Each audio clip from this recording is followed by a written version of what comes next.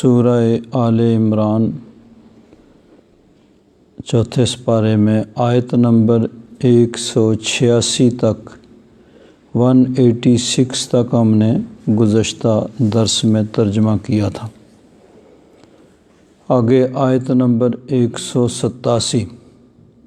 اللہ تبارک و تعالیٰ نے ارشاد فرمایا وَإِذْ أَخَذَ اللَّهُ مِيثَاقَ الَّذِينَ أُوتُوا الْكِتَابَ، اس وقت کو یاد کرو جب اللہ تبارک و تعالیٰ نے پختہ عہد لیا ان سے جنہیں کتاب دی گئی، اہل کتاب یعنی یہودیوں اور عیسائیوں سے، یہاں مراد یہودی ہیں، ان سے پختہ عہد لیا۔ میثاق ایسا ایگریمنٹ، ایسا معاہدہ جس کو قسم کے ساتھ پختہ کیا جائے۔ اور کیا تھا وہ میثاق؟ کیا تھا؟ اللہ تبارک و تعالیٰ نے جو ان سے وعدہ لیا تھا لَتُبَيِّنُنَّهُ لِلنَّاسِ، کہ تم ضرور اسے ظاہر کرو گے لوگوں کے لیے، وَلَا تَكْتُمُونَهُ، اور اسے چھپاؤ گے نہیں۔ فَنَبَذُوهُ وَرَاءَ ظُهُورِهِمْ، تو انہوں نے اس وعدے کو پس پشت ڈال دیا۔ وَاشْتَرَوْا بِهِ ثَمَنًا قَلِيلًا، اور اس کے بدلے میں دنیا کا حقیر مال لیا۔ فَبِئْسَ مَا يَشْتَرُونَ، تو کتنا برا وہ سودا کرتے ہیں، کتنا برا بزنس کرتے ہیں، جو چیز خریدتے ہیں کتنی بری ہے۔ لا تحسبن الذین یفرحون بما اتوا، تم انہیں خیال نہ کرنا جو اپنے کیے پہ خوش ہوتے ہیں۔ وَيُحِبُّونَ أَن يُحْمَدُوا، اور پسند کرتے ہیں کہ ان کی تعریف کی جائے۔ بِمَا لَمْ يَفْعَلُوا، جو انہوں نے کیا نہیں، جو نہیں کیا ہے اس پہ تعریف کروانا چاہتے ہیں۔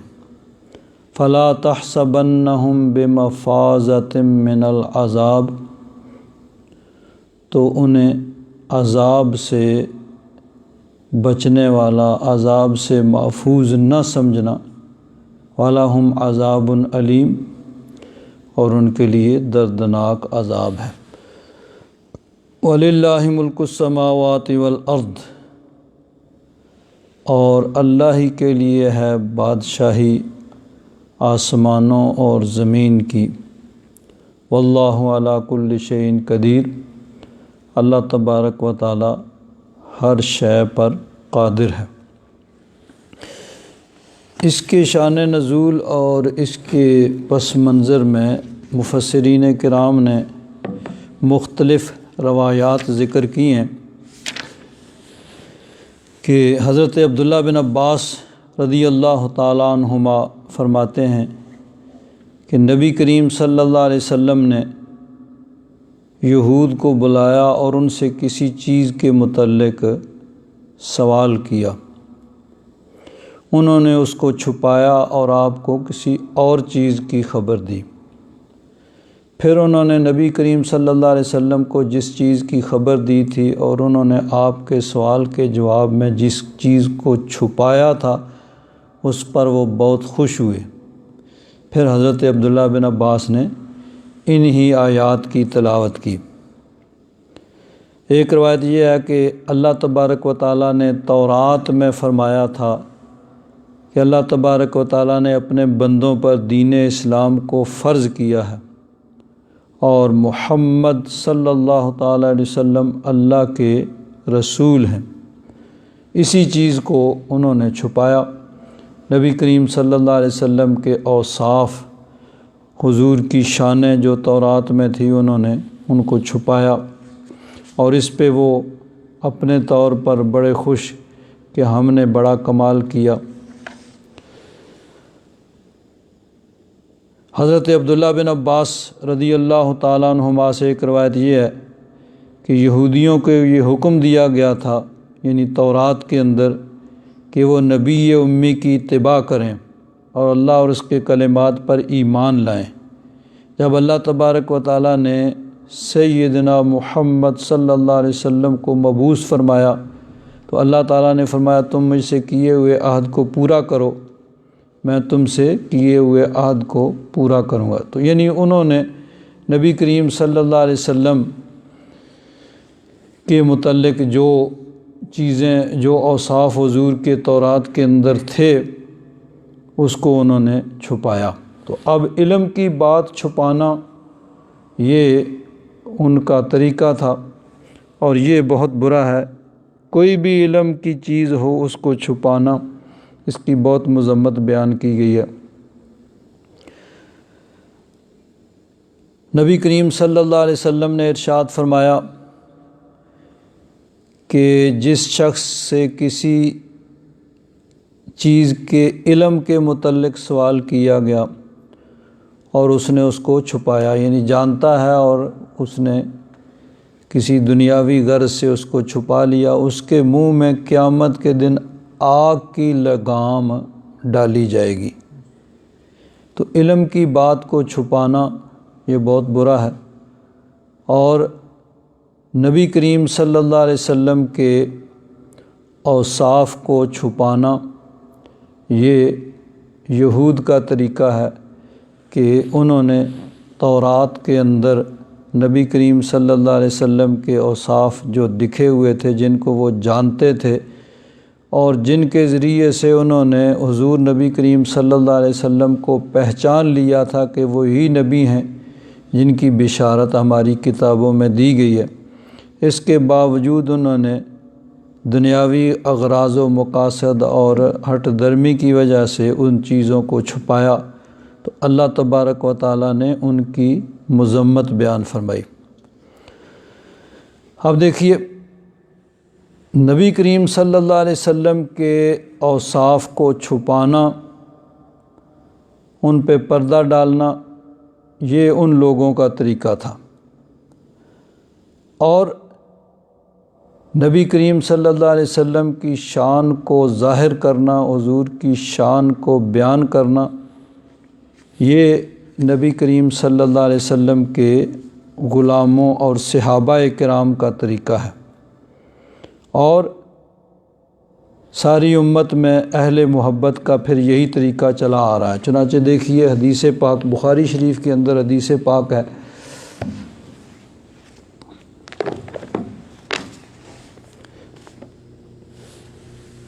حضرت سالم بن ابی الجعد رضی اللہ تعالیٰ عنہ تابعی ہیں، حضرت جابر بن عبداللہ انصاری رضی اللہ تعالیٰ عنہ سے روایت کرتے ہیں، تو انہوں نے حدیث بیان کی۔ حضرت جابر بن عبداللہ انصاری بیان کرتے ہیں، عطش الناس یوم الحدیبیۃ، حدیبیہ کے دن لوگ پیاسے ہو گئے، یعنی حدیبیہ میں جب نبی کریم صلی اللہ علیہ وسلم عمرے کی ادائیگی کے لیے مدینہ منورہ سے تشریف لے گئے تو مکہ والوں نے آگے سے روک دیا، بھئی آپ مکہ نہیں آ سکتے، تو حدیبیہ میں نبی کریم صلی اللہ علیہ وسلم نے قیام کیا۔ اب بات چیت ہو رہی ہے، وہاں ایک کنواں تھا جس کے اندر تھوڑا سا پانی تھا، صحابہ کرام نے پانی نکالا تو کنواں خشک ہو گیا۔ اب ایک کنواں تھا، تھوڑا سا اس میں پانی تھا، پورا صحابہ کرام کی پوری جماعت تھی نبی کریم صلی اللہ علیہ وسلم کے ساتھ، تو حضرت جابر بن عبداللہ انصاری فرماتے ہیں، عطش الناس یوم الحدیبیۃ، حدیبیہ کے موقع پہ اس دن لوگ پیاسے ہو گئے، یعنی ان کے پاس پانی ختم ہو گیا۔ والنبی صلی اللہ علیہ وسلم بین یدیہ رکوۃ، حضور کے سامنے ایک چھوٹا سا برتن تھا، ایک کٹورا کہہ لیں، ایک پیالہ کہہ لیں، چھوٹا سا ڈول کہہ لیں، فتوضأ، حضور نے اس سے وضو کیا، پانی سے، اس کے اندر جو پانی تھا، فجاہش الناس نحوہ، لوگ اس کی طرف دوڑے۔ فقال ما لکم، صحابہ کرام سے حضور نے فرمایا کہ بھئی کیا ہوا؟ قالوا لیس عندنا ماء نتوضأ ولا نشرب الا ما بین یدیک۔ صحابہ کرام نے عرض کیا حضور ہمارے پاس پانی ختم ہو گیا ہے، وضو کرنے کے لیے پانی نہیں ہے، پینے کے لیے پانی نہیں ہے، اور ضروریات کے لیے، کھانا پکانے کے لیے، آٹا گوندنے کے لیے، جانوروں کو پلانے کے لیے نہیں ہے۔ ہاں صرف یہی ایک جو کٹورا یا چھوٹا سا یہ پیالہ آپ کے سامنے پڑا ہوا ہے، اسی میں جو پانی ہے بس۔ فوضع یدہ فی الرکوۃ، حضور نے اس پیالے میں اپنا ہاتھ رکھ دیا۔ فجعل الماء یسور بین اصابعہ کامثال العیون۔ حضرت جابر بن عبداللہ انصاری فرماتے ہیں کہ حضور کے انگلیوں سے چشموں کی طرح پانی بہنا شروع ہو گیا۔ فشربنا وتوضأنا، وہ پانی ہم نے پیا، اس سے وضو کیا، دیگر روایات کے متعلق جانوروں کو پلایا، اپنی دوسری ضروریات کے لیے استعمال کیا، جتنے برتن پانی کے تھے سب بھر لیے اسے، لیکن پانی ہے کہ ختم ہونے کا نام نہیں لیتا۔ تو اب انگلیوں سے چشمے جاری ہوئے اور اس سے پورا لشکر جو ہے، پوری جماعت جو ہے وہ سیراب ہو گئی۔ اب اگلی بات جو ہے وہ قابل غور ہے۔ قلت، راوی فرماتے ہیں حضرت سالم بن ابی الجعد، کم کنتم، فرماتے ہیں میں نے عرض کیا حضرت جابر بن عبداللہ انصاری سے کہ آپ لوگوں کی تعداد کتنی تھی، کتنے لوگ تھے وہاں پہ جن کے لیے وہ پانی کافی ہو گیا؟ قال لو کنا مئۃ الف لکفانا کنا 15 مئۃ، فرماتے ہیں کہ اگر ہم 100,000 یعنی 1,00,000 بھی ہوتے تو وہ پانی ہمیں کافی ہو جاتا۔ ہماری تعداد ویسے 1500 تھی۔ اب یہ بات قابل غور ہے۔ پہلی بات تو یہ کہ یہ ایک واقعہ ہو گیا۔ اب امام بخاری رحمۃ اللہ تعالی علیہ نے بھی اس کو 6 مرتبہ بخاری شریف میں لکھا ہے، امام مسلم نے لکھا ہے۔ امام مسلم کی طریقہ یہ ہے کہ وہ ایک حدیث کو پہلے ایک دفعہ تفصیل سے بیان کرتے ہیں، پھر آگے دوسری روایت وہی جو ہے اس میں صرف سند کو بیان کر کے یا سند میں جو تبدیلی ہوتی ہے اس کو بیان کرتے ہیں، اور جو الفاظ اس میں زیادہ ہوں یا کم ہوں ان کا آگے بیان کر دیتے ہیں ایک ہی باب کے اندر۔ اور امام بخاری مختلف ابواب میں مختلف سندوں کے ساتھ حدیث کو بیان کرتے ہیں، تو 6 مرتبہ امام بخاری نے بیان کیا۔ تو اب کوئی کہہ سکتا ہے بھئی ٹھیک ہے ایک واقعہ ہو گیا تھا، اب اس کو چرچا کرنے کی کیا ضرورت ہے؟ ضرورت یہی ہے کہ اہل محبت تھے، اپنے آقا کی شان ہے تو اس کا چرچا کر رہے ہیں۔ اور یہ محبت جو ہوتی ہے پھر آدمی کو اس بات پہ مجبور کرتی ہے کہ وہ یعنی اپنے آقا کی شان کا چرچا کریں، اور پھر صرف یہ نہیں کہ موقع ملے تو بیان کریں بلکہ موقع کو پیدا کیا جاتا ہے۔ محبت آدمی کو مجبور کرتی ہے کہ موقع پیدا کر کے اپنے آقا کی شان کا چرچا کیا جائے۔ اسی لیے دیکھیے جب وہ تابعی پوچھ رہے ہیں حضرت جابر بن عبداللہ انصاری سے کہ آپ کی تعداد کتنی تھی جن کو وہ پانی کافی ہو گیا، تو اس کا بڑا سیدھا سا جواب تھا بھئی ہماری تعداد 1500 تھی۔ جواب ہو گیا، لیکن اہل محبت کو محبت مجبور کرتی ہے کہ اپنے آقا کی شان بیان کرنے کا موقع ہے تو آقا کی شان کا چرچا کیا جائے۔ انہوں نے کہا پوچھتے ہو کتنی؟ ہماری تعداد تو 1500 تھی، لیکن 1500 کیا، لیکن اگر ہماری تعداد 15,000 بلکہ 100,000 1,00,000 بھی ہوتی تو وہ پانی ہمیں کافی ہو جاتا۔ یہ ہے یعنی صحابہ کرام کا طریقہ کہ نبی کریم صلی اللہ علیہ وسلم کی عظمت کا بیان کا موقع آئے تو اس کو کھل کے بیان کرتے ہیں اور موقع پیدا کیا جاتا ہے۔ اب دیکھیے اسی طرح جو واقعہ ہے حضور نبی کریم صلی اللہ علیہ وسلم کہ حضور مسجد نبوی شریف میں خطبہ دے رہے ہیں، قحط سالی کا دور ہے، تو حضور ممبر پہ کھڑے ہیں، خطبہ دے رہے ہیں۔ ایک صحابی جو عرابی تھے، گاؤں کے رہنے والے تھے، باہر سے آئے، سامنے سے دروازے سے داخل ہوئے، چلتے چلتے سامنے آ کے کھڑے ہو گئے اور آ کے کہا ہلک المال و جاء العیال۔ قحط سالی کی وجہ سے اب یہ صورتحال ہے کہ مال مویشی ہلاک ہو رہے ہیں اور بچے بھوک سے مر رہے ہیں۔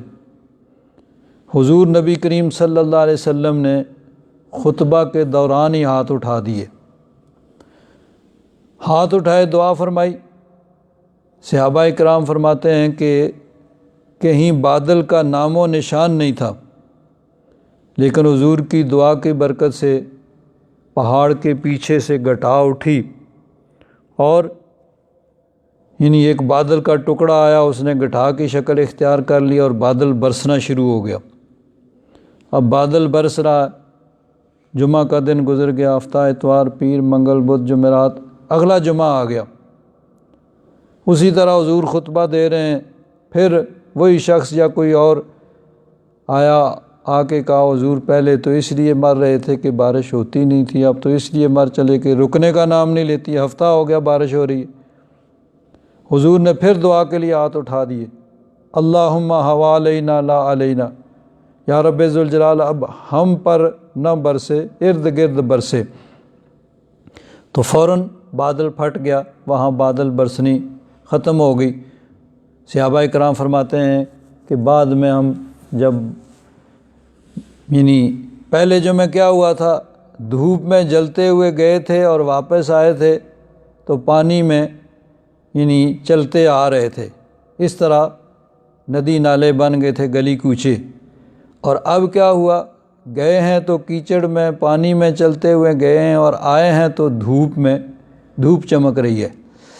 فرماتے ہیں ہم اپنے مکانوں کی چھتوں پہ چڑھے تو دیکھا دور وادیوں میں، پہاڑوں پہ ابھی بھی بارش ہو رہی تھی، ہر طرف سبزہ اور ہریالی ہوگی۔ اب کوئی کہہ سکتا ہے بھئی ٹھیک ہے واقعہ ہو گیا، اب اس کا ڈنڈورا پیٹنے کی کیا ضرورت ہے؟ تو یہ بات وہی کرے گا جس کو محبت نہیں ہوگی۔ محبت والے اس کو بیان کرتے ہیں۔ امام بخاری رحمۃ اللہ تعالیٰ علیہ نے بار بار اس کو 13 مرتبہ بیان کیا بخاری شریف کے اندر، مختلف اساتذہ سے سند کے اندر تبدیلی کی، ایک یعنی استاد سے سنا، پھر دوسرے سے سنا، پھر تیسرے سے سنا، اور اس میں کچھ جو الفاظ کی کمی بیشی ہے تو بار بار بیان کر رہے ہیں کہ یہ صحابہ کرام کا طریقہ ہے، اور 1400 سال سے اہل محبت کا طریقہ یہ ہے کہ جب بھی موقع آتا ہے تو اپنے آقا کی شان کا چرچا کیا جاتا ہے اور نبی کریم صلی اللہ علیہ وسلم کی شان کو بیان کیا جاتا ہے۔ اور ان کا یہود کا طریقہ یہ تھا کہ وہ اس کو چھپاتے تھے، اس پہ یعنی نبی کریم صلی اللہ علیہ وسلم کی عظمت کی بات آتی تو اس کو چھپا لیتے۔ صحابہ کرام کا طریقہ، اہل محبت کا طریقہ یہ ہے کہ اپنے آقا کی شان کو بیان کرتے ہیں، موقع بے موقع بیان کرتے ہیں اور موقع پیدا کر کے اس کو بیان کیا جاتا ہے۔ اب اس میں ایک دو باتیں بڑی اہم ہیں۔ اللہ تبارک و تعالیٰ نے ارشاد فرمایا کہ ان سے ہم نے عہد لیا، وَإِذْ أَخَذَ اللَّهُ مِيثَاقَ الَّذِينَ أُوتُوا الْكِتَابَ لَتُبَيِّنُنَّهُ لِلنَّاسِ وَلَا تَكْتُمُونَهُ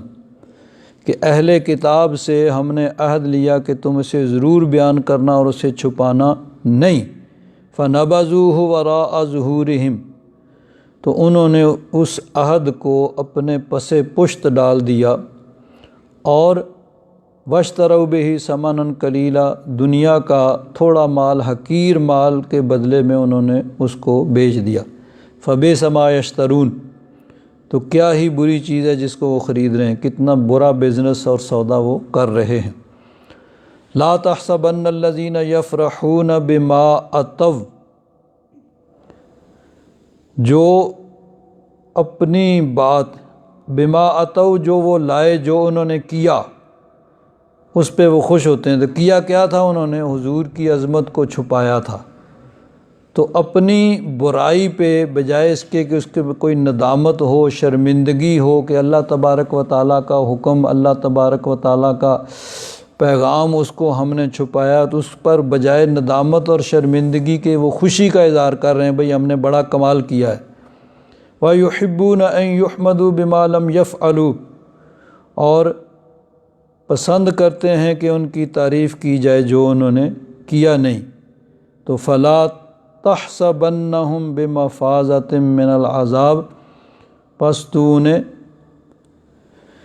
عذاب سے نجات پانے والا ہرگز نہ سمجھنا، وَلَهُمْ عَذَابٌ علیم، اور ان کے لیے دردناک عذاب ہے۔ اب یہاں دیکھیے یہ بڑی اہم بات ہے کہ انسان کو اپنی نیکی پہ خوشی ہوتی ہے، اور حدیث پاک میں آتا ہے، نبی کریم صلی اللہ علیہ وسلم کا ارشاد گرامی ہے کہ جس شخص کو اپنی نیکی سے خوشی ہو اور برائی پہ افسوس ہو، وہ مومن کامل ہے۔ اس کا مطلب یہ ہے کہ اگر نیکی کرے تو خوشی ہو، یعنی اللہ تبارک و تعالیٰ نے مہربانی کی، اللہ تبارک و تعالیٰ نے توفیق دی، میں نے یہ نیک کام کیا، تو اس بات پہ انسان کو خوشی ہو کہ اس سے نیک کام ہوا، اس اعتبار سے کہ اللہ تعالیٰ نے کرم کیا اور مجھے اس نیکی کی توفیق دی۔ اور اگر کوئی برائی ہو جائے تو اس پہ افسوس ہو کہ میں نے اللہ کی نافرمانی کی، کیوں مجھ سے ایسا ہوا، نہیں ہونا چاہیے تھا، اس پہ توبہ استغفار کرے، یہ اس کا معنی ہے۔ لیکن کسی نیکی پہ تعریف کی خواہش رکھنا، یہ چیز بری ہے کہ کوئی آدمی کوئی کام کرے اچھا اور دل میں یہ خواہش ہو کہ لوگ تعریف کریں۔ جی ویسے تو یہ انسانی فطرت ہے کہ انسان اپنی تعریف چاہتا ہے، لیکن یہ چیز شریعت میں منع ہے کہ انسان صرف اور صرف اللہ تبارک و تعالیٰ کی رضا کے لیے کام کرے، کسی سے تعریف کی خواہش نہ رکھے۔ اب ہوتا کیا ہے، اکثر یہ ہوتا ہے کہ بہت سے کام ایسے ہوتے ہیں جو ہم نے کیے نہیں ہوتے، اور خواہش یہ ہوتی ہے کہ لوگ ہماری تعریف کریں، جو ہمارے اندر کمال ہے ہی نہیں، لوگ وہ بیان کریں، جی اس میں یہ کمال ہے، ان میں یہ کمال ہے، اس میں یہ کمال ہے، اور جو کام نہیں کیا اس پہ انسان تعریف کی خواہش کرتا ہے، حالانکہ جو کیا ہے اس پر بھی تعریف کی خواہش نہیں ہونی چاہیے، چہ جائے کہ جو نہیں بھی کیا ہے اس پہ انسان تعریف کی خواہش کرے۔ تو اسی چیز کو برا، یعنی اسی کی مذمت بیان کی گئی کہ لا تحسبن الذین یفرحون بما اتوا، جو انہوں نے یعنی اتوا جو لائے، یعنی جو برائی کی اس برائی پہ وہ خوش ہو رہے ہیں، اپنی برائی پہ۔ اب دیکھیے جس طرح عام طور پر آپ دیکھتے ہیں کہ لوگ اپنی برائیوں پہ، اپنی کوتاہیوں پہ شرمندہ ہونے کی بجائے ان کو بڑے فخر سے بیان کرتے ہیں۔ کوئی آدمی دھوکہ فراڈ کر لیتا ہے تو برسر مجلس اس کو بیان کرتا ہے، میں نے فلاں کو یوں چکر دیا، یوں کر لیا، یوں کر لیا، حالانکہ اس پہ ندامت ہونی چاہیے، شرمندگی ہونی چاہیے، توبہ و استغفار کرنی چاہیے، بجائے اس کے کہ لوگ اس کو فخر سے بیان کرتے۔ تو اپنے غلطی کو، اپنی کوتاہی کو، اپنے گناہ کو بجائے اس کے کہ اس پہ انسان نادم ہو، شرمندہ ہو، اس کو فخر سے بیان کیا جائے۔ اللہ تبارک و تعالیٰ نے اس کی مذمت بیان کی کہ لا تحسبن الذین یفرحون بما اتوا۔ حضرت پیر کرم شاہ صاحب رحمۃ اللہ تعالیٰ علیہ نے اس کا ترجمہ کیا ہے کہ جو اپنے کرتوتوں پہ خوش ہوتے ہیں، یعنی برائی پر شرمندگی نہیں ہے، ندامت نہیں ہے، بلکہ اس کو فخر سے بیان کرتے ہیں وَيُحِبُّونَ أَن يُحْمَدُوا بِمَا لَمْ يَفْعَلُوا، اور جو کیا بھی نہیں ہے اس پہ تعریف کی خواہش کرتے ہیں کہ ہماری تعریف کی جائے، جی ہم میں یہ کمال ہے، یہ کمال ہے، یہ کمال۔ اب دیکھیے، ایک ہوتا ہے کہ انسان کوئی اچھا کام کرتا ہے، لوگ اس کی تعریف کرتے ہیں، دل میں خواہش نہیں ہے لیکن لوگ تعریف کریں، ٹھیک ہے بھائی۔ کوئی آدمی بہت بڑا مبلغ ہے، لوگ اس کی تعریف کریں، جی بڑی محنت، بڑی کوشش انہوں نے کی ہے، بڑی محنت کر رہے ہیں، یہ خدمت کر رہے ہیں۔ یا کوئی آدمی اللہ کی راہ میں خرچ کرتا ہے، لوگ کہیں بھئی بہت سخی ہے، خدمت کر رہا ہے، اس کے دل کے اندر خواہش نہ ہو، لوگ اپنے طور پر کہتے ہیں تو ٹھیک ہے، اور فطری طور پر انسان کو اس سے خوشی بھی ہوگی، یہ چیز بری نہیں ہے۔ بری یہ ہے کہ دل کے اندر انسان کے خواہش ہو، اور پھر اس سے بھی برا یہ کہ انسان کے اندر وہ کمال نہ ہو، وہ خوبی نہ ہو، اور چاہے کہ اس خوبی پہ اس کی تعریف کی جائے، اور یہی اکثر ہوتا ہے کہ انسان کرتا نہیں ہے اور چاہتا ہے کہ لوگ تعریف کریں، بھئی میں نے یہ کر دیا، میں نے وہ کر دیا، حالانکہ کیا بھی نہیں ہوتا ہے۔ اللہ تعالیٰ نے فرمایا وَيُحِبُّونَ أَن يُحْمَدُوا بِمَا لَمْ يَفْعَلُوا، جو انہوں نے کیا نہیں ہے اس پہ اپنی تعریف کے خواہش مند ہیں، چاہتے ہیں کہ ان کی تعریف کی جائے۔ تو جو نہیں کیا ہے اس پہ تعریف کی خواہش، حالانکہ جو کیا ہے اس پہ بھی تعریف کی خواہش لوگوں سے نہیں ہونی چاہیے، اللہ کی رضا کے لیے ہونا چاہیے، اور اللہ تبارک و تعالیٰ سے اس کی ثواب کی امید رکھنی چاہیے کہ اللہ تبارک و تعالیٰ اس کا صلہ عطا فرمائے گا۔ اب دیکھیے، حدیث پاک کے سلسلہ میں بڑی ہی عبرت آموز حدیث پاک ہے، حضرت ابو ہریرہ رضی اللہ تعالیٰ عنہ سے مروی ہے، اور حضرت ابو ہریرہ رضی اللہ تعالیٰ عنہ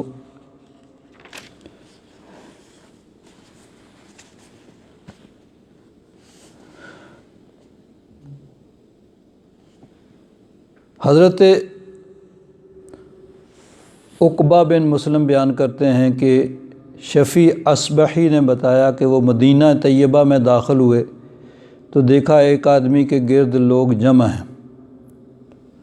انہوں نے پوچھا یہ کون ہے؟ لوگوں نے بتایا کہ یہ حضرت ابو ہریرہ ہیں۔ انہوں نے کہا میں ان کے قریب ہو گیا، یہاں تک کہ بالکل ان کے سامنے بیٹھ گیا۔ آپ لوگوں سے حدیث بیان کر رہے تھے، جب خاموش ہوئے اور تنہا رہ گئے تو میں نے عرض کیا کہ آپ سے میں عرض کرتا ہوں کہ آپ مجھے وہ حدیث سنائیں جو خود آپ نے نبی کریم صلی اللہ علیہ وسلم سے سنی ہو۔ اب حضرت ابو ہریرہ رضی اللہ تعالیٰ عنہ آپ سے سب سے زیادہ حدیثیں مروی ہیں، اس بھی ایک وجہ ہے کہ حضرت ابو ہریرہ رضی اللہ تعالیٰ عنہ فرماتے ہیں کہ میں حدیثیں سنتا تھا اور بھول جاتا تھا، تو میں نے نبی کریم صلی اللہ علیہ وسلم سے عرض کیا کہ یا رسول اللہ، یا حبیب اللہ، میں آپ کی حدیثیں سنتا ہوں اور بھول جاتا ہوں۔ اب دیکھیے، نبی کریم صلی اللہ علیہ وسلم سے حضرت ابو ہریرہ عرض کر رہے ہیں تو حضور نے یہ نہیں فرمایا بھئی اچھا جاؤ کسی حکیم کے پاس، کوئی اس سے کشتہ، کوئی مجنون، نہیں تو حاجی لطیف صاحب سے کوئی بنوا لو کوئی کشتہ وغیرہ۔ نہیں، نبی کریم صلی اللہ علیہ وسلم نے فرمایا اچھا ایسے کرو، اپنی چادر بچھا دو۔ چادر، کیونکہ یعنی کہ موج کا وقت ہوتا ہے نا، بس وہ موج کا وقت تھا، حضور کا دریائے رحمت جوش میں تھا، کبھی کبھی ایسا موقع آ جاتا ہے۔ فرمایا چادر بچھاؤ، چادر بچھا دی۔ اب حضور یوں لپ بھرتے ہیں اور اس چادر میں ڈال رہے ہیں، اب بظاہر کچھ بھی نہیں نظر آ رہا، یوں بھر کے اس چادر میں ڈال رہے ہیں، اس چادر میں یوں لپ بھر کے ڈالے اور فرمایا اس کو سینے سے لگا لو، دمہ اپنے ساتھ ملا لو، سینے سے ملا لو۔ اب کیا اس میں ڈالا؟ بظاہر تو کسی کو کچھ نہیں نظر آیا، یوں ہوا میں یوں لپ بھرا اور چادر میں ڈالا اور فرمایا چادر کو اپنے سینے سے لگا لو۔ تو حضرت ابو ہریرہ فرماتے ہیں کہ فما نسیت شیئا قط بعد، اس دن کے بعد پھر میں کبھی کوئی شے بھولا ہی نہیں، کہ حضور نبی کریم صلی اللہ علیہ وسلم نے نسیان ختم کر دیا، بھولنے کی جو بیماری تھی اس کو ختم کر دیا۔ تو اس لیے حضرت ابو ہریرہ رضی اللہ تعالیٰ عنہ سب سے زیادہ حدیثیں بیان کرتے ہیں۔ بہت سی احادیث وہ بھی ہیں جو صحابہ کرام سے حضرت ابو ہریرہ رضی اللہ تعالیٰ عنہ نے سنی اور پھر ان کو آگے بیان کیا۔ تو انہوں نے کہا کہ وہ حدیث بیان کرو جو آپ نے خود نبی کریم صلی اللہ علیہ وسلم سے سنی ہو۔ حضرت ابو ہریرہ نے فرمایا اچھا میں تمہیں ایک حدیث سناتا ہوں جسے میں نے رسول اللہ صلی اللہ علیہ وسلم سے سنا، سمجھا اور جانا۔ لیکن کیا ہوا، حضرت ابو ہریرہ رضی اللہ تعالیٰ عنہ سسکیاں لینے لگے، یہاں تک کہ آپ بے ہوش ہو گئے۔ کہا تو یہ کہ میں تمہیں حدیث وہ سناؤں گا جو میں نے حضور نبی کریم صلی اللہ علیہ وسلم سے سنی ہے، سمجھی ہے، خود یعنی سنی اور سمجھی اور جان لی، اس کو میں نے اس کا مفہوم سمجھ لیا، جان لیا، لیکن حدیث نہیں بیان کی، بلکہ جس طرح انسان کو کوئی بہت زیادہ کسی چیز کا ڈر اور خوف ہوتا ہے تو وہ سسکیاں لینے لگے اور بے ہوش ہو گئے۔ فرماتے ہیں ہم نے تھوڑی دیر انتظار کیا، پھر آپ کو افاقہ ہوا تو فرمایا میں تم سے ایک حدیث بیان کرتا ہوں جسے رسول اللہ صلی اللہ علیہ وسلم نے اس مقام پر مجھ سے بیان فرمایا، ہم دونوں کے سوا کوئی تیسرا آدمی یہاں نہیں تھا، یعنی میں تھا اور نبی کریم صلی اللہ علیہ وسلم تھے، حضور نے مجھے بیان کیا۔ لیکن کیا ہوا، پھر آپ سسکیاں لینے لگے، یہاں تک کہ پھر بے ہوش ہو گئے اور زیادہ دیر تو بے ہوش رہے۔ پھر جب آپ کو ہوش آیا تو آپ نے اپنا منہ پونجا صاف کیا اور فرمایا میں تم سے ایک حدیث بیان کرتا ہوں جسے رسول اللہ صلی اللہ علیہ وسلم نے مجھ سے اس مقام پہ بیان فرمایا، یہاں ہم دونوں کے سوا اور کوئی نہیں تھا۔ حضرت ابو ہریرہ پھر سسکیاں لینے لگے اور تیسری مرتبہ پھر بے ہوش ہو گئے۔ پھر کافی دیر کے بعد جب آپ کو سہارا دیا، پھر آپ ہوش میں آئے، پھر آپ نے وہ حدیث بیان فرمائی اور فرمایا کہ نبی کریم صلی اللہ علیہ وسلم نے ارشاد فرمایا جب قیامت کا دن ہوگا تو اللہ تبارک و تعالیٰ اپنے بندوں کی طرف متوجہ ہوگا۔ اذا کان یوم القیامت، ان اللہ تعالیٰ اذا کان یوم القیامت ینزل الی العباد لیقضی بینہم، تو اللہ تبارک و تعالیٰ اپنے بندوں کی طرف متوجہ ہوگا تاکہ ان کے درمیان فیصلہ فرمائے۔ وَكُلُّ أُمَّةٍ جَاسِيَةٍ، اس وقت کیا صورتحال ہوگی، وہ قیامت کا دن 50,000 برس کا دن، کل امت جاسیہ، ہر امت سب لوگ اس وقت گھٹنوں کے بل ہوں گے۔ یہ قرآن پاک کی آیت کا حصہ ہے کہ وَتَرَىٰ كُلُّ أُمَّةٍ جَاسِيَةٍ، اللہ تبارک و تعالیٰ نے ارشاد فرمایا وَلِلَّهِ مُلْكُ السَّمَاوَاتِ وَالْأَرْضِ، اور اللہ تبارک و تعالیٰ کے لیے آسمانوں اور زمینوں کی ملک اور حکومت۔ وَيَوْمَ تَقُومُ السَّاعَةُ، اور جس دن قیامت قائم ہوگی، یومئذ یخسر المبطلون، تو باطل والے اس دن خسارے میں ہوں گے۔ وَتَرَىٰ كُلَّ أُمَّةٍ جَاسِيَةٍ، تو دیکھے گا اس وقت ہر امت سب لوگ وہ گھٹنوں کے بل ہوں گے، یعنی خوف کا یہ عالم ہوگا کہ قدموں پہ کھڑے بھی نہیں ہو سکیں گے بلکہ گھٹنوں کے بل ہوں گے۔ کل امت تدعا الی کتابہا، ہر امت کو اس کے نامہ اعمال کی طرف پکارا جائے گا۔ الیوم تجزون ما کنتم تعملون، آج تمہیں بدلہ دیا جائے گا جو کچھ تم کیا کرتے تھے۔ تو اسی کا انہی حصہ ہے۔ حضرت ابو ہریرہ فرماتے ہیں کہ نبی کریم صلی اللہ علیہ وسلم نے ارشاد فرمایا اس وقت سب لوگ گھٹنوں کے بل ہوں گے۔ فَأَوَّلُ مَن يَدْعُو بِهِ رَجُلٌ جمع القرآن ورجل قتل فی سبیل اللہ یا قتل فی سبیل اللہ ورجل کثیر المال، تین آدمی، ایک جو قاری قرآن، قرآن پڑھنے والا، تبلیغ کرنے والا وہ ہوگا، اور ایک وہ جو اللہ کی راہ میں لڑا کرتا تھا اور اللہ کی راہ میں لڑتے لڑتے اس نے جان دے دی، اور ایک وہ جس کے پاس مال بہت تھا اور اس مال کو وہ خرچ کرتا تھا۔ یہ 3 آدمی جو ہیں ان کو سب سے پہلے پیش کیا جائے گا۔ فَيَقُولُ اللَّهُ لِلْقَارِ، اللہ تبارک و تعالیٰ اس قاری سے، قرآن پاک پڑھنے والے سے، اس مبلغ سے، تبلیغ کرنے والے سے ارشاد فرمائے گا، أَلَمْ أُعَلِّمْكَ مَا أَنزَلْتُ عَلَىٰ رَسُولِي، جو کلام، جو کتاب میں نے اپنے رسول پہ اتاری، کیا میں نے تجھے اس کی تعلیم، اس کے سکھایا نہیں؟ قال بلا یا رب، وہ عرض کرے گا کیوں نہیں یار؟ قال فماذا عملت فیما علمت،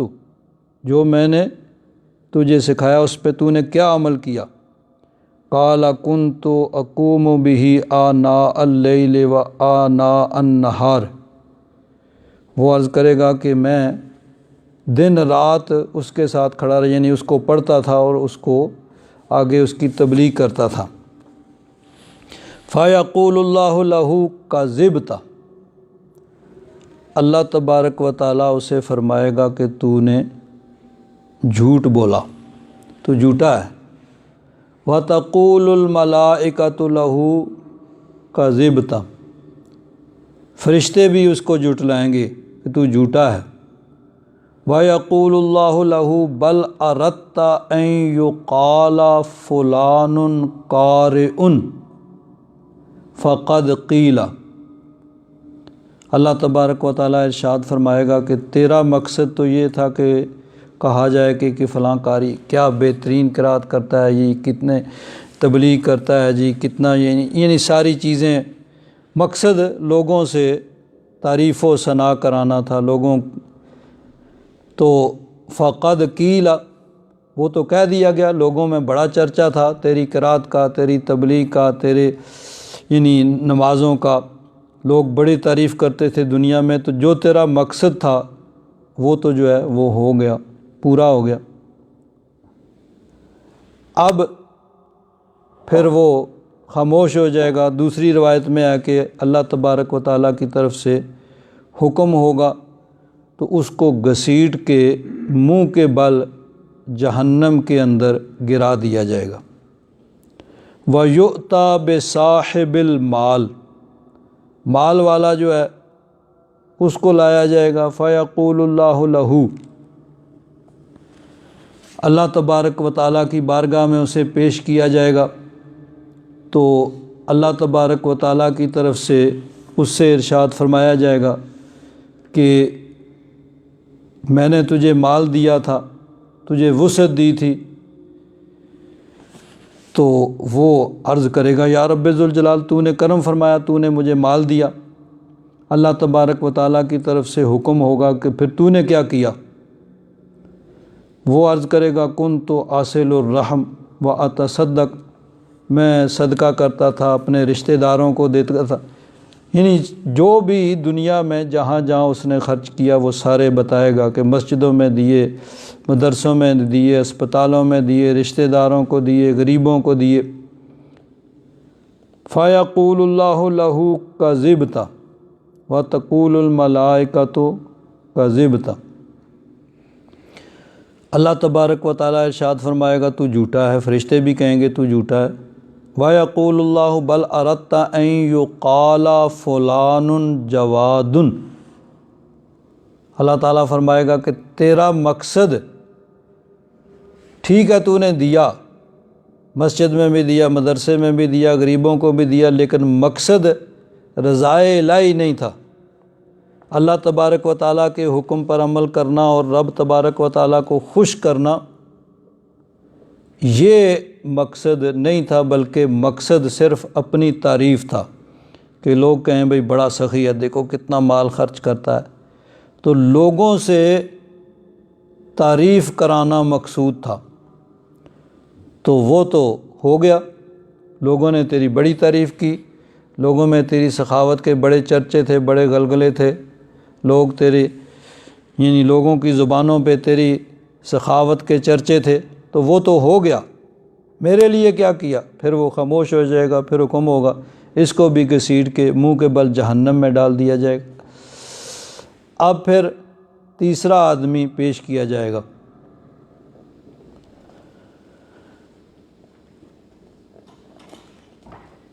ثم وقد ذالک ویؤتی بالذی قتل فی سبیل اللہ، وہ جو لڑائی میں جاتا تھا، بڑا بہادر تھا، اور وہیں پہ اس کی موت بھی واقع ہو گئی میدان جنگ میں، اس کو لایا جائے گا۔ فیقول اللہ لہ فیما ذا قتلت، تو کس لیے لڑا؟ فیقول امرت بالجہاد، وہ عرض کرے گا یا رب ذوالجلال تیرا حکم تھا جہاد کا، فی سبیلک تیرے رستے میں، فقاتلت حتی قتلت، میں لڑا حتیٰ کہ میں قتل ہو گیا۔ فیقول اللہ لہ کذبت وتقول لہ الملائکۃ کذبت، اللہ تبارک و تعالیٰ ارشاد فرمائے گا تو جھوٹا ہے، اور فرشتے بھی کہیں گے تو جھوٹ بول رہا ہے۔ بل اردت ان یقال فلان جری فقد قیل، تو اس لیے لڑا تھا کہ لوگ تیری بہادری کی تعریف کریں گے، بڑا بہادر، دیکھو جی کتنا بہادر ہے۔ فقد قیل، وہ تو ہو گیا، لوگوں میں تیری بڑی بہادری کے بڑے قصے تیرے بیان کیے جاتے تھے، بڑا مشہور تھا تو لوگوں میں، تو وہ تو ہو گیا۔ ثم امر به فسحب على وجهه حتى القي في النار، پھر رب ذوالجلال کا حکم ہوگا تو اس کو بھی منہ کے بل گھسیٹ کر جہنم کے اندر پھینک دیا جائے گا۔ ثم ضرب رسول اللہ صلی اللہ علیہ وسلم على رکبتہ فقال یا ابا ہریرہ اولئک الثلاثہ اول خلق اللہ تسعر بہم النار یوم القیامہ، فرمایا یہ پہلے لوگ ہوں گے جن کو جہنم میں ڈالا جائے گا۔ تو اب بظاہر یعنی ایسے تین کام ہیں کہ جو سب سے اچھے کاموں میں سے ہو سکتے ہیں، جو سب سے اچھے کام دنیا میں ہیں ان میں سے ہیں کہ علم دین کو حاصل کر کے قرآن پاک کو پڑھ کے پھر آگے اس کو پڑھانا، مال ہو اس کو خرچ کرنا اور جہاد میں جانا، لیکن جب نیت درست نہیں ہوگی تو یہ یعنی نیت جب اپنی تعریف کروانی مقصود ہوگا تو پھر یہ اتنے اچھے کام بھی اچھے نہیں رہیں گے، یعنی پھر وہ نیکی اور ثواب کا سبب باعث نہیں بنیں گے ان کی وجہ سے۔ تو جب اپنی تعریف مقصود ہو، مقصد یہ ہو کہ لوگ تعریف کریں، لوگوں میں میری بہادری کے، میری سخاوت کے، میرے علم کے چرچے ہوں، تو دنیا میں تو ہو جائیں گے لیکن آگے چل کے پھر ان کا کسی قسم کا کوئی اجر و ثواب نہیں ہوگا۔ تو جب انسان نے کوئی نیکی کی ہے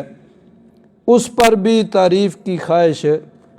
وہ مذموم ہے، بری ہے کہ یہ انسان خواہش رکھے کہ لوگ میری تعریف کریں، اور اگر یہ خواہش ہوگی تو پھر وہ نیکی آخرت میں اس کے لیے باعث اجر و ثواب نہیں ہوگی، تو پھر یہ نیکی کی نہیں ہے، اس کے اوپر تعریف کی خواہش کرنا کہ لوگ میری تعریف کریں۔ تو اللہ تعالیٰ نے فرمایا وَيُحِبُّونَ أَن يُحْمَدُوا بِمَا لَمْ يَفْعَلُوا، جو انہوں نے کیا ہی نہیں ہے چاہتے ہیں کہ اس پہ میری تعریف کی جائے۔ فَلَا تَحْسَبَنَّهُمْ بِمَفَازَةٍ مِّنَ الْعَذَابِ، تو عذاب سے انہیں بچنے والا نہ سمجھنا، وَلَهُمْ عَذَابٌ عَلِيمٌ، اور ان کے لیے دردناک عذاب ہے۔ ضیاء الامت حضرت پیر کرم شاہ صاحب رحمۃ اللہ تعالیٰ علیہ نے ان آیات کے ضمن میں بڑی ہی سبق آموز بات لکھی ہے۔ آپ پہلے تو اس کے شان نزول جو مفسرین کرام نے بیان کیا اس کو بیان کرتے ہیں کہ منافقین ہر دفعہ جہاد میں شرکت نہ کرتے اور اس محرومی پر انہیں افسوس اور ندامت نہ ہوا کرتی، بلکہ اسے اپنی عقل مندی کا کرشمہ سمجھتے اور خوش ہوتے۔ تو اسی لیے بما اتو اس کا ترجمہ آپ نے کیا ہے کہ جو لوگ اپنے کارستانیوں پر، اپنے کرتوتوں پر خوش ہوتے ہیں، یعنی برائیوں پہ، برے کام جو ہیں ان پہ خوش ہوتے ہیں اور پسند کرتے ہیں کہ ان کی تعریف کی جائے ایسے کاموں پہ جو انہوں نے کیے ہی نہیں، تو فرماتے ہیں کہ وہ جہاد پہ نہیں جاتے، پیچھے رہ جاتے اور اسے اپنی عقل مندی کا کرشمہ سمجھتے اور خوش ہوتے کہ جہاد میں جاتے وہاں خطرہ تھا تو ہم بچ گئے نہیں گئے۔ نیز اگرچہ ان کی زندگی کی کتاب شجاعت، ایثار، اخلاص اور تقوی کے کارناموں سے یکسر خالی تھی، لیکن وہ اس بات کو دل سے پسند کرتے کہ انہیں شجاع کہا جائے، ایثار پیشہ کہا جائے، مخلص کہا جائے اور متقی کہا جائے۔ ان کے متعلق بتایا جا رہا ہے کہ ایسا مریض جس کی قوت عملیہ یعنی کام کرنے کی جو قوت ہے وہ مفلوج ہو چکی ہو، اور جس کا ذہن خود ستائی اور خود پسندی کی بیماری میں مبتلا ہو، یعنی جو اپنی تعریف ہی سننا چاہے، بس میری تعریف کی جائے، خود ستائی اور خود پسندی اس بیماری میں مبتلا ہو جائے، اس کے تندرست ہونے کی بہت کم توقع ہوا کرتی ہے، وہ اپنی ان کوتاہیوں کے انجام بد سے ضرور دوچار ہو کر رہے گا۔ آگے بڑی اہم بات فرماتے ہیں، اگرچہ یہ آیت یہود اور منافقین کی کمزوریوں کو آشکارا کرنے کے لیے نازل ہوئی، لیکن یہ نہ سمجھ لیا جائے کہ اس میں ہمارے لیے کوئی سبق نہیں ہے۔ یعنی بظاہر یہ جو آیات ہیں یہ اہل کتاب کے متعلق نازل ہوئی کہ اللہ تعالیٰ نے فرمایا وَإِذْ أَخَذَ اللَّهُ مِيثَاقَ الَّذِينَ أُوتُوا الْكِتَابَ، یہاں سے یہ تینوں آیتیں شروع ہوتی ہیں کہ اہل کتاب سے میثاق لیا تھا کہ لَتُبَيِّنُنَّهُ لِلنَّاسِ وَلَا تَكْتُمُونَ، کہ تم اس کو ظاہر کرو گے اور اس کو چھپاؤ گے نہیں۔ نبی کریم صلی اللہ علیہ وسلم کے جو اوصاف، حضور کی خوبیاں،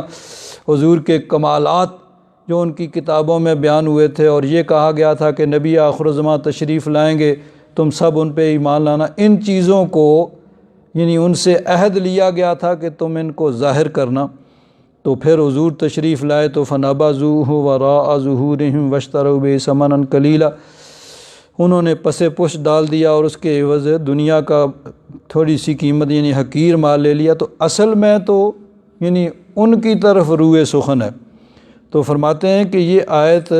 یہود اور منافقین کی کمزوریوں کو آشکارا کرنے کے لیے نازل ہوئی، لیکن یہ نہ سمجھ لیا جائے کہ اس لیے ہمارے لیے کوئی سبق نہیں ہے۔ میدان عمل سے فرار اور اس پر بھی اپنی ستائش و تعریف سننے کی خواہش، دو چیزیں، ایک تو کام کوئی نہیں کرنا، میدان عمل سے فرار یعنی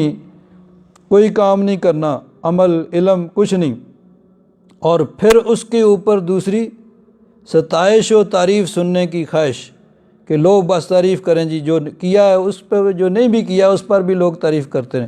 تو فرماتے ہیں کہ میدان عمل سے فرار اور اس پر بھی اپنی ستائش و تعریف سننے کی خواہش دو ایسی کمزوریاں ہیں کہ جو شخص ان کا شکار ہو جاتا ہے اس کا وہی انجام ہوتا ہے جو قرآن پاک نے واضح الفاظ میں بیان فرما دیا، فَلَا تَحْسَبَنَّهُمْ بِمَفَازَةٍ مِّنَ الْعَذَابِ وَلَهُمْ عَذَابٌ أَلِيمٌ، یہ اللہ تعالیٰ نے واضح الفاظ میں بیان کر دی۔ آگے فرماتے ہیں کتنے نامور باپوں کے فرزند، یعنی بڑے بڑے لوگ جنہوں نے محنتیں کیں، نامور لوگ، آگے ان کے فرزند، کتنے علم و عرفان کے خانوادوں کے چشم و چراغ اور ثروت و سطوت کے وارث، یعنی ان کا باپ بہت کامیاب کوئی تاجر ہوا، کوئی حکمران ہوا، آگے ان کے خاندان کے لوگ، تو علم و عرفان مثلا کوئی بہت بڑا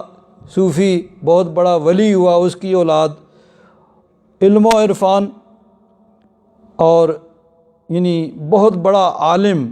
بہت بڑا ولی، اس کی اولاد، یا بہت بڑا کوئی بادشاہ، بہت بڑا حکمران، بہت بڑا جرنیل، یا بہت بڑا کامیاب تاجر، آگے ان کی اولاد کیا ہوا؟ ان خرابیوں کے باعث اپنے اسلاف کی عظمت کو خاک میں ملا چکے، یعنی وہ چیز ان کے اندر نہیں تھی جو ان کے یعنی باپ دادا کے اندر پائی جاتی تھی۔ کیونکہ ان کو بڑی آسانی سے ایک بنا بنایا حلقہ دستیاب ہو جاتا ہے جو ان کی ہر حرکت کو مستحسن اور ان کی تمام کوتاہیوں کے باوجود ان کو مجمع صفات کمال سمجھتا یا کہتا ہے۔ اب یہ چیز ہوتی ہے کہ یعنی کوئی آدمی بہت اس نے محنت کی اور کمال حاصل کیا علم کے اندر یا معرفت کے اندر یا دنیا کے کارنامہ، لیکن آگے پھر ان کی اولاد ایسی آئی جو اہل نہیں تھی اور وہ چیز نہیں تھی، لیکن چاہتے یہ ہیں کہ ہمیں بھی وہی کہا جائے کہ ہمارے باپ دادا نے جو کچھ کیا ہے ہم وہ کچھ نہیں ہیں، ہمارے اندر وہ خوبیاں نہیں ہیں، کہ چاہتے وہی ہیں کہ ان سے بھی بلکہ بڑھ کے کہا جائے۔ تو فرماتے ہیں ہر باپ کا یہ فرض ہے کہ اپنی اولاد کو،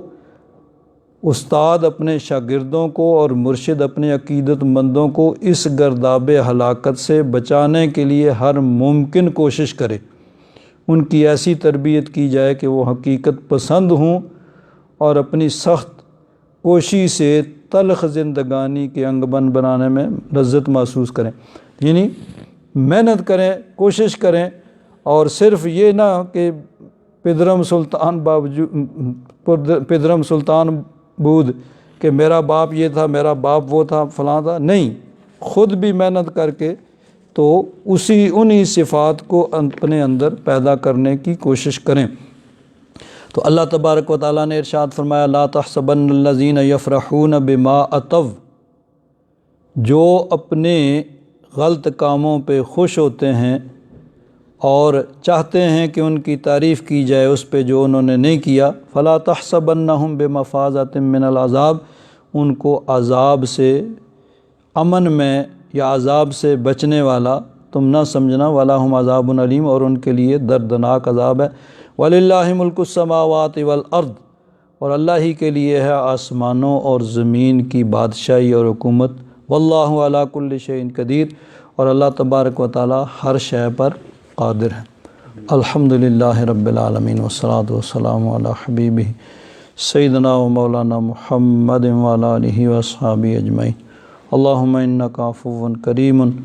تحب العفو فاعف عنا یا غفور یا غفور یا غفور۔ صلی اللہ تعالی علی حبیبہ سیدنا و مولانا محمد وعلی آلہ واصحابہ اجمعین برحمتک یا ارحم الراحمین۔